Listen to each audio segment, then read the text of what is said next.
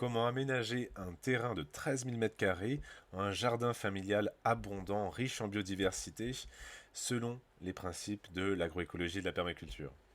Bienvenue sur la chaîne YouTube de l'Atelier Fertile, je suis Joris Danton et dans cette vidéo je tiens à partager autour d'un projet que j'ai eu la chance d'accompagner dans ce mois de décembre 2021. Un grand jardin familial donc dans les Deux-Sèvres qui je pense peut être une belle source d'inspiration pour beaucoup d'entre vous, autant sur l'aménagement global du site que voilà, sur les idées techniques, les espèces qu'on a choisies de mettre en place avec un couple, puisque c'est un couple qui est le porteur de projet ici. Je tenais particulièrement à pouvoir diffuser finalement ce beau projet en ce début d'année 2022. C'est toujours un bon moment pour remettre les choses à plat, pour trouver de nouvelles sources d'inspiration, pour vivre plus en phase avec nous-mêmes et la nature. Alors, pour préciser le contexte déjà de ce travail-là, je vous partage une image qui est simplement une photo satellite qui est bien représentative de l'état actuel du site voilà, que ce couple vient d'acheter. Alors, on est dans les Deux-Sèvres, donc sur un climat qui est océanique. Donc, on a un terrain qui est une forme un peu particulière, comme ça, dans cet axe nord-ouest-sud-est le long de la voirie communale. Voilà.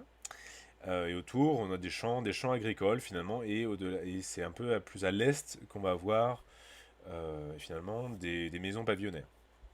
Donc on est dans l'extrémité d'un bourg, le terrain fait 13 000 m², on voit bien ici on a un très grand étang, il fait 7 000 m² si on compte vraiment l'étang et ses berges qui sont assez étroites.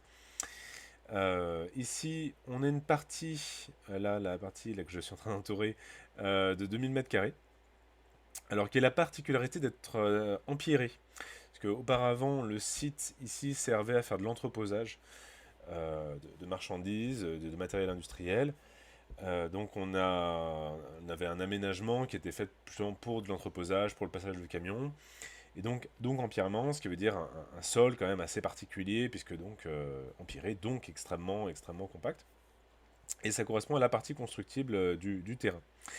Puisque, oui, on est sur bien un projet familial, un projet de vie, et donc ce couple va créer sa maison, une maison ronde bioclimatique, ici, dans cette partie constructive. Donc ça, c'est géré par une architecte. Et enfin, on a 4000 m² finalement, dans une forme de croissant. 4000 m² de terre, voilà, globalement de bonne terre, avec quand même une particularité, c'est que sur tout le fond du terrain, tout le bas du terrain, puisque oui, on a quelques différences de niveau, même si c'est pas forcément visible sur la photo satellite, et bien sur toute cette bordure du terrain, là, de la bordure sud-ouest, eh bien on est quand même sur un sol qui est assez riche en humidité.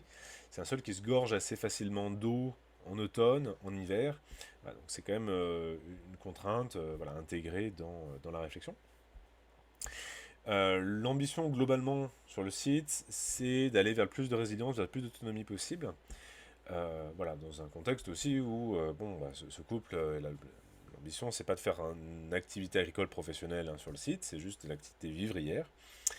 Euh, de développer un espace qui soit accueillant, dans lequel on puisse accueillir facilement de la famille, des amis, des connaissances, que les gens puissent avoir, qu'on ait des espaces conviviaux, que les gens puissent éventuellement poser leur tente, ainsi de suite. Avoir un élevage de moutons, un élevage de poules pondeuses, un élevage de poulets éventuellement aussi.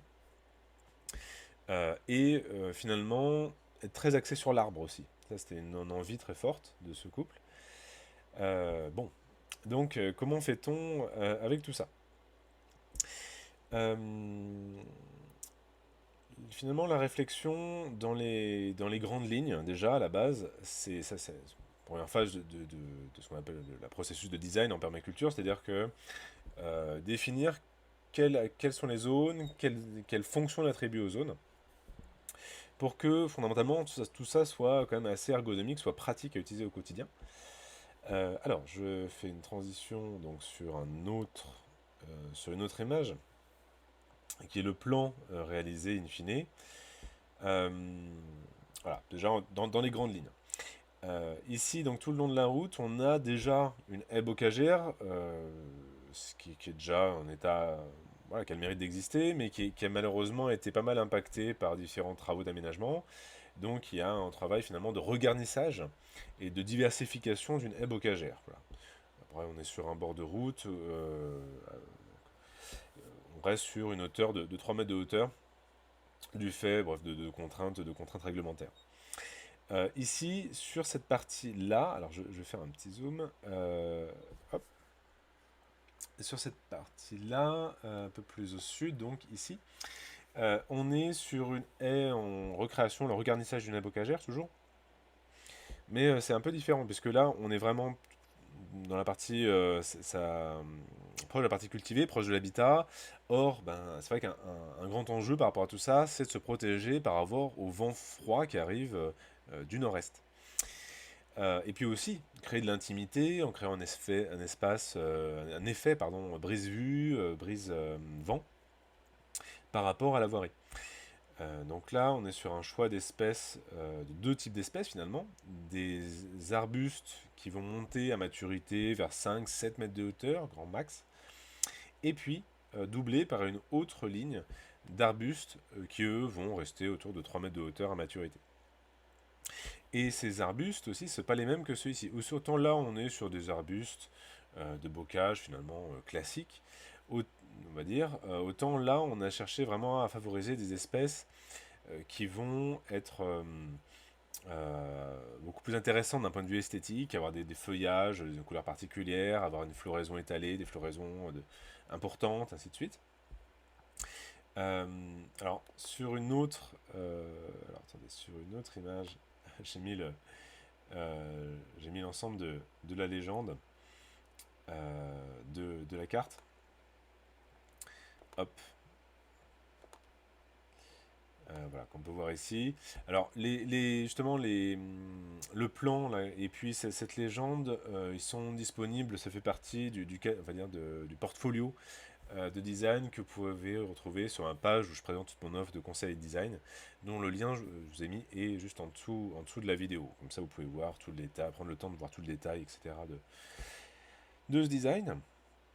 Et donc, si on parle de ces arbres et arbustes de bocage, et bien sur par exemple des petits arbustes qui ont une vocation, on va dire, beaucoup plus esthétique, eh bien, qu'est-ce qu'on va trouver?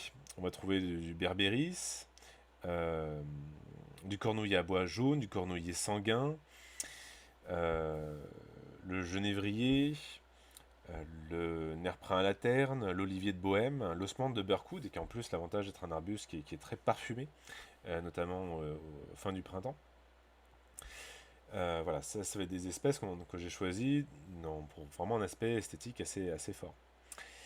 Euh, et puis oui, sans oublier la viande lantagne et la viande aubier, d'ailleurs, qui sont des arbustes qui sont particulièrement intéressants on va avoir une floraison sur une grande partie de la période hivernale.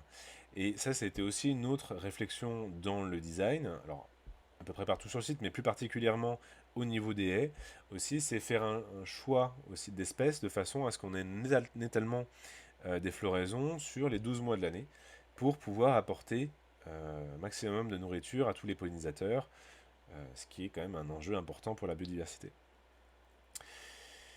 Alors, je reviens à mon plan. Donc, une réflexion concernant tout le pourtour de l'étang, c'est finalement simplement comment est-ce qu'on entretient la végétation, on entretient l'enherbement spontané, d'une façon qui soit un peu plus intéressante que juste passer une tondeuse. Là, on est sur un choix finalement pour faire de l'éco-pâturage avec des moutons. Alors voilà, on part sur une race de moutons assez classique pour l'éco-pâturage, qui est la race des moutons d'Ouessant, donc une race avec un pelage noir de petite taille. Euh, alors, comme on est sur une configuration un peu particulière comme ça, où c'est des berges qui sont relativement étroites, alors ça varie en 1 mètre jusqu'à 3 mètres de largeur au niveau du passage, eh bien, le choix qui a été fait, c'est de mettre des piquets de châtaignier, de fixer un grillage permanent, donc qui forme finalement une sorte de couloir, Ce grillage, c'est important alors, pour un peu protéger la végétation, mais surtout c'est pour la sécurité des moutons, puisque sans ça, il y a quand même un risque non négligeable que des moutons se noient. Ah oui, si s'il n'y a pas un grillage pour les empêcher d'arriver jusqu'au niveau de l'étang. Parce que notamment les berges de l'étang sont assez abruptes. Et puis après, pour conduire enfin, les moutons, on est sur un système de pâturage tournant dynamique. Et les moutons sont conduits avec simplement un filet mobile qu'on bouge grosso modo toutes les semaines. On s'adapte un peu au fil de l'année, selon le rythme de pousse de l'herbe. Évidemment, on va faire une rotation un peu plus intensive au printemps et sur le début de l'automne. Mais voilà, grosso modo, c'est une fois toutes les semaines. Une rotation qui est importante pour le bon entretien des pâturages et aussi pour un aspect de prévention sanitaire aussi pour les moutons. Et donc la question du coup s'est posée, c'était quel est l'abri qu'on va utiliser, sachant que voilà, le parti pris c'était de ne pas avoir quelque chose à faire soi-même, à fabriquer soi-même, mais de prendre quelque chose qui existe dans le commerce. Et ce qu'on a trouvé, finé, c'est une forme d'abri souple, qui a le mérite d'être très léger, qui a des dimensions qui sont juste ce qu'il faut par rapport à comme ça, un petit élevage familial de 2, 3, maximum 4 moutons, qui voilà, peut se déplacer facilement, qui va aussi bien s'ancrer au sol, hein, ça va pas se faire emporter par le vent, on va pouvoir mettre des piquets pour bien l'ancrer au sol. Voilà, on montre quelques images. Alors, tout le matériel que je présente n'est en aucun cas sponsorisé, hein, je le précise. C'est fait en toute indépendance. Voilà. Donc c'est quelque chose d'assez pratique. Et puis là, donc sous forme d'abri, on va pouvoir mettre une litière. Alors soit de la paille, donc pour le coup qui serait importée de l'extérieur, soit, et ça sera encore plus pertinent dans la démarche, du broyat, puisqu'on a beaucoup de branchages déjà sur le site, avec l'entretien des arbres, des haies. Et donc ce broyat, entre autres, il peut servir comme litière pour les animaux. Les animaux faisant quand même régulièrement des éjections là-dedans, ils l'enrichissent, et après, finalement, ce bois réméal fragmenté enrichi grâce au fumier des animaux, il va pouvoir après être mis au pied des plantations, notamment des arbres et des arbustes, pour entretenir la fertilité à ce niveau-là. Donc c'est un aspect intéressant sur l'entretien de la fertilité au niveau du site. Et puis sous l'abri, on va pouvoir mettre bien sûr les éléments importants pour la nourriture, c'est-à-dire une petite auge pour l'eau, oui, tout simplement. Et puis aussi la pierre à sel qui est importante pour compléter l'alimentation des ruminants voilà, en matière de minéraux. Euh, Hop, je rebascule sur le plan général du design. On a la future maison là, qui est ronde, bioclimatique, qui est positionnée ici, avec une terrasse là, que j'ai pas positionné sur le plan, parce qu'au moment où je l'ai fait, c'était pas encore designé par l'architecte. Donc, on arrive ici, l'idée c'est de garder un espace de façon parking, mais en même temps, comment est-ce qu'on crée de l'intimité en créant finalement une forme de séparation entre l'habitat et le parking. Puis aussi, finalement, c'est un aspect coupe-vue entre l'habitat toujours et puis la voirie publique ici. Sachant qu'on est quand même dans un contexte qui est particulier, puisqu'on est sur un sol empierré, très drainant, très sec, pauvre, très compact. Donc c'est pas évident. Le choix ici qui a été fait en termes d'arbres, de petits sujets, c'est des sujets qui sont adaptés à des situations qui sont celles d'ici, c'est-à-dire un sol pauvre, un sol drainant, situation très ensoleillée. Alors, essentiellement, des essences choisies pour un aspect esthétique. Alors, sur quoi on est parti au niveau des essences je vous change de fenêtre. Hop. On est parti sur de l'arbousier, l'Arbustus unedo, donc aussi appelé arbre aux fraises, voilà, qui fait, en plus d'avoir un beau feuillage persistant, fait comme ça cette petite floraison hivernale avec ses formes de clochettes, là, comme on voit ici, qui est après suivie par une fructification comme ça avec ces petites arbouses. C'est quelque chose qu'on n'a pas l'habitude de manger en France, mais par contre ça fait partie de la gastronomie traditionnelle chinoise. C'est des petits fruits légèrement sucrés. Bon, après voilà, il y en a qui aiment pas, c'est assez subjectif. Moi personnellement c'est un arbre que j'aime beaucoup, y compris au niveau des fruits. Euh, et puis, bon, c'est avant tout un arbre qui est très esthétique, qui a l'avantage d'être persistant et adapté, encore une fois, à ces conditions particulières. L'argousier, là, qui est un autre arbre fruitier, avec donc ces argouzes. Alors, à noter que c'est une espèce qui a quand même un petit inconvénient, on va dire pour un usage classique, qui est quand même très épineuse à la base, mais on va dire dans le commerce, on va trouver des variétés qui ont pas ou très peu d'épines, voilà. Donc voilà, c'est ce que j'aurais recommandé. Et c'est ce qu'on considère un super aliment. La façon classique d'utiliser ces fruits, puisqu'ils se conservent assez mal une fois détachés de l'arbre, c'est de les presser pour faire des gelées, des confitures ou du jus. Et c'est bourré de vitamines et d'antioxydants. Donc en plus, c'est voilà, c'est des propriétés nutritionnelles assez incroyables. Voilà, donc ça me paraissait vraiment intéressant de mettre ce genre de choses ici. L'arbre de Judée. Alors là, pour le coup, on est sur un objectif vraiment purement ornemental. C'est un arbre comme ça qui a une floraison absolument magnifique sur le début du printemps. Du caragagnier. Alors, assez inhabituel, mais on est sur un petit arbre qui va faire aussi une très belle floraison, qu'on peut le voir ici avec une forme, enfin une couleur jaune vive, et qui va faire par la suite ces petites gousses dont les pois sont comestibles. Alors ça nécessite un peu de cuisine, mais c'est des pois comestibles qui ont aussi de bonnes qualités nutritionnelles, notamment une bonne richesse en protéines. Et enfin, pour terminer, dans le panel des choix, un autre petit arbre ornemental, le tamaris d'été, voilà, avec une très belle floraison estivale.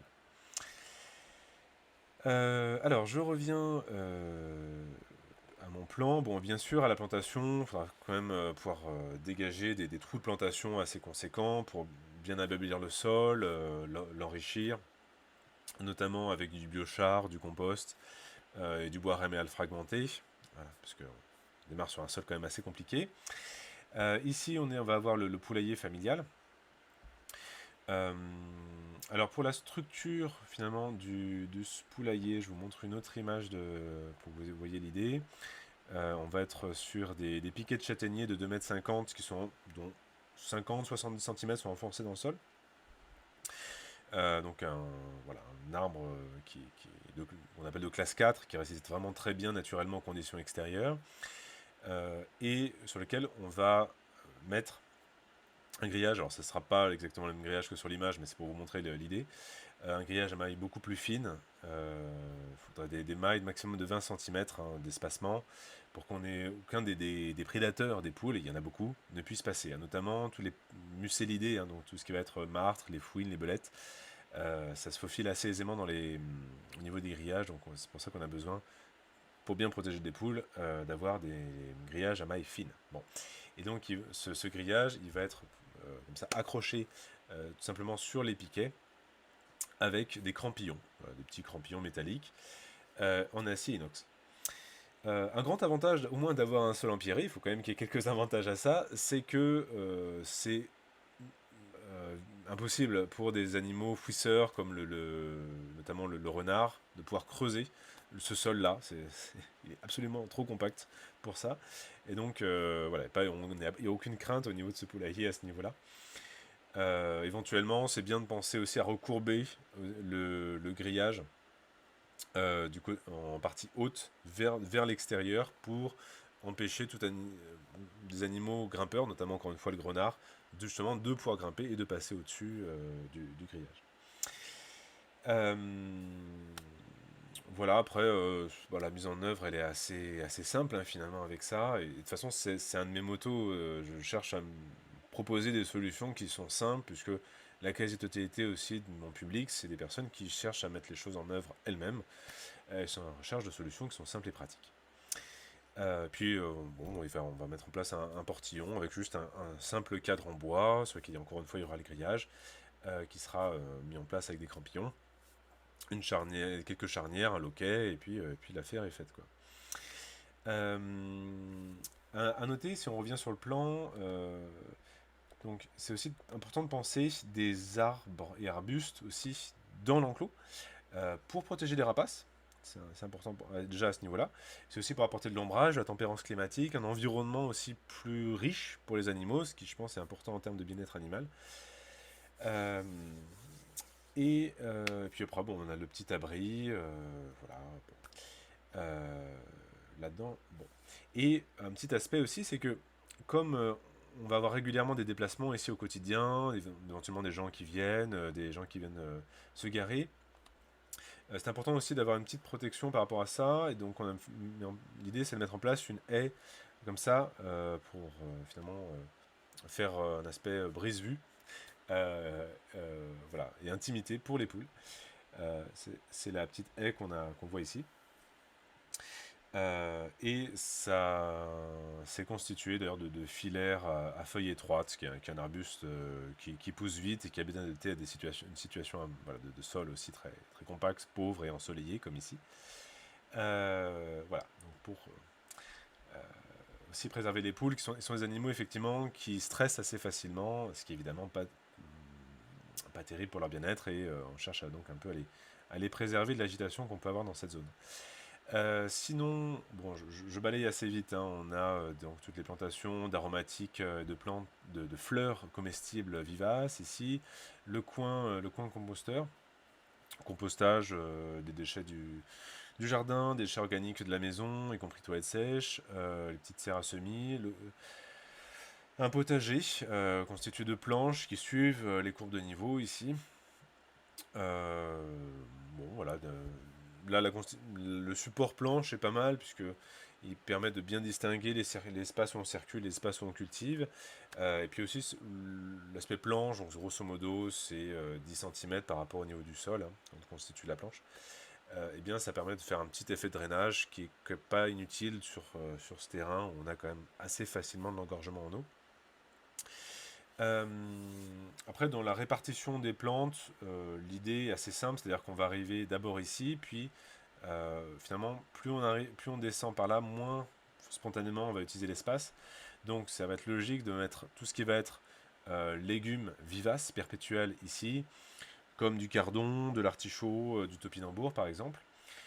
Ici, des cultures d'annuels assez extensives comme les courges, qui nécessitent finalement peu de suivi, et puis tout le reste des annuels vont finalement se mettre là. Euh, alors ce qu'on voit ici, c'est un palissage pour des plantes grimpantes fruitières et vivaces. Donc on va trouver du kiwi, du houblon et de la vigne, surtout beaucoup de vigne. Euh, bon, du houblon, ça c'est plus dans un usage aromatique. Alors les petits jeunes cônes au printemps peuvent se déguster, ça se cuisine comme de l'asperge. Et les feuilles peuvent se servir pour faire des petites infusions aussi. Bon, voilà, il y a 2-3 plants comme ça de houblon, il n'y a pas besoin d'avoir plus pour un usage comme celui-ci. Et puis tout le reste des plants, mais finalement, c'est 2 tiers de vigne et 1 tiers de kiwi. Alors le kiwi, c'est assez peu connu, mais c'est une espèce, alors je vais vous montrer une image.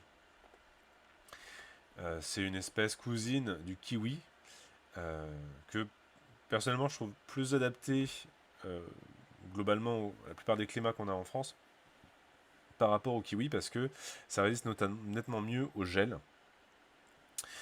Et en plus, ça a quand même un grand avantage, c'est que la peau se mange. La peau n'a pas de poils, contrairement au kiwi, et elle se mange. Donc je trouve que c'est aussi un peu plus pratique. Euh, et on a bon, une grande gamme de variétés maintenant aussi disponibles.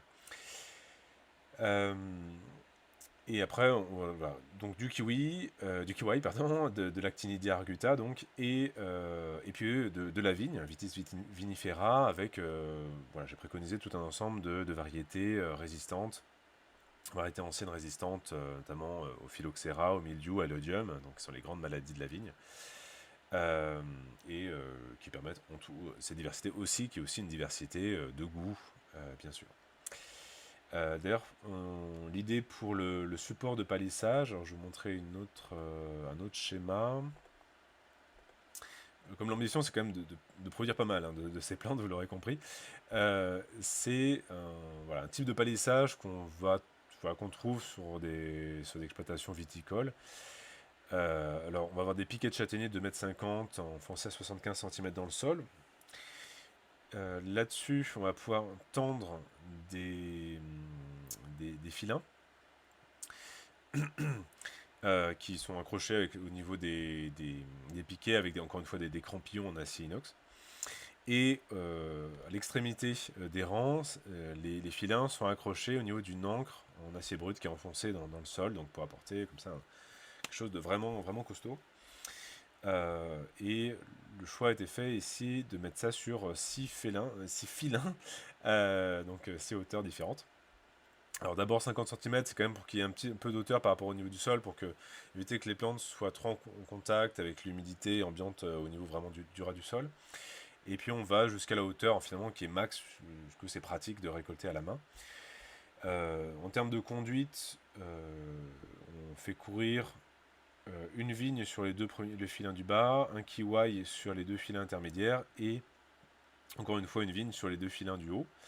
Ça c'est un choix qui est fait parce que le kiwai, il y a une plante qui peut prendre un peu plus du volume par rapport à la vigne, donc on a besoin de pouvoir plus facilement le contrôler, plus facilement tailler, donc ça paraissait plus logique de mettre un niveau intermédiaire, au niveau, finalement c'est plus accessible debout. Et puis pour la vigne, on va être la sur, enfin la type de conduite en tout cas que je trouve beaucoup plus adapté dans ce genre de contexte, c'est une conduite en double cordon de Roya. Voilà. Si le sujet vous intéresse, je vous mets un lien en dessous de la vidéo voilà, qui explique la conduite en question. Alors, revenons à notre plan. Ok, donc ici on a une petite différence de niveau entre un plateau ici qui est empierré et puis le reste du terrain. Donc, et puis c'est proche de la maison. Donc, voilà, ça paraît assez logique de faire cette implantation de palissage ici. Ici, l'idée était de garder un chemin d'accès carrossable jusqu'à l'étang. Et en même temps, voilà, c'est ce qui a été désigné ici, c'est un espace qui sert à la convivialité, qui sert à accueillir du public, ça accueille la famille, les amis, etc. Donc, faire pas mal de plantations tout autour, notamment de plantations fruitières, ça paraissait quelque chose d'assez sympathique. Donc, d'où l'implantation finalement de ce palissage avec des plantes fruitières ici. Entre donc le couloir carrossable et puis tout cet espace de convivialité autour duquel aussi on a beaucoup de plantations de fruits rouges. Le reste de l'espace, c'est surtout utilisé pour une forêt fruitière. L'idée, finalement, de faire une disposition de jardin-forêt en forme de bosquet fruitier, qui permettait comme ça de créer des méandres, de créer de l'intimité, créer de la surprise, éviter quelque chose de rectiligne. On a une grande diversité d'espèces, il y a 30 espèces d'arbres, d'arbustes et de petits fruits ici, plus aussi des arbustes qui servent à faire de l'infusion, du maté, du thé notamment. Et sans oublier aussi dans le mix, quelques sujets qui sont des arbustes ornementaux. Parce que oui, il n'y a pas de raison. On peut se faire aussi plaisir vraiment au niveau de l'esthétique. Alors le choix, ça a été fait au niveau de l'ornemental pur, c'est de partir sur de l'abélia, du bois bouton. Alors ça, je vais peut-être vous montrer, trouver quelques images. Bois bouton, ça c'est le nom commun de l'arbuste. Voilà. Voilà, là on trouve les images. C'est la particularité de faire comme ça cette floraison très particulière. Blanche, comme ça, globuleuse. C'est quelque chose que j'ai jamais vu ailleurs chez d'autres espèces ornementales. De l'Itea de Virginie. Et enfin du lilas, donc du Syringa vulgaris. Voilà. Espèce d'ailleurs qui a l'avantage d'avoir une gamme de variétés, beaucoup de coloris différents. Voilà, voilà. Un aspect auquel j'ai prêté attention dans le design, c'est que comme... Ah, hop là.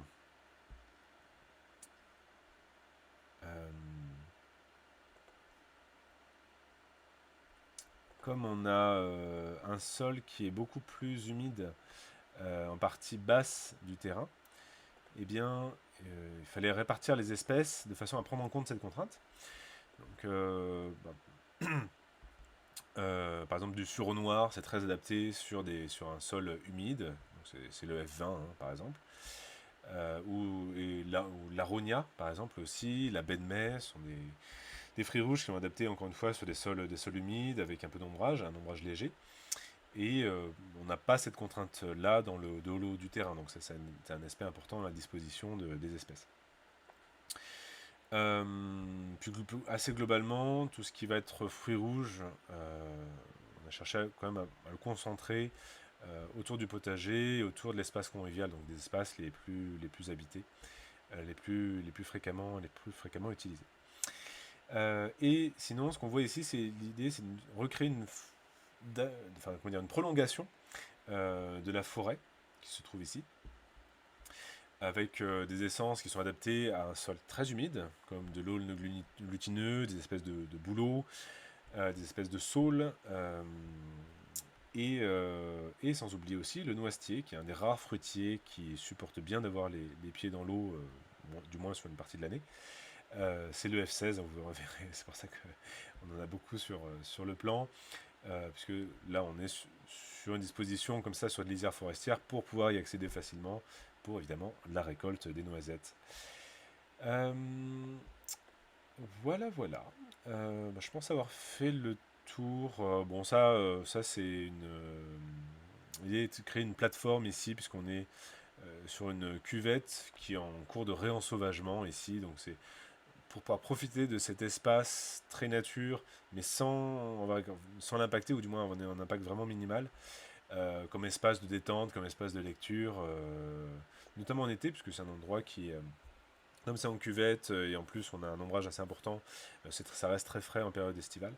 L'idée c'est simplement de pouvoir créer une plateforme en bois, voilà, pour pouvoir, donc bien au-dessus du sol, au niveau de à mi-pente, pour pouvoir profiter de cet espace en réensauvagement.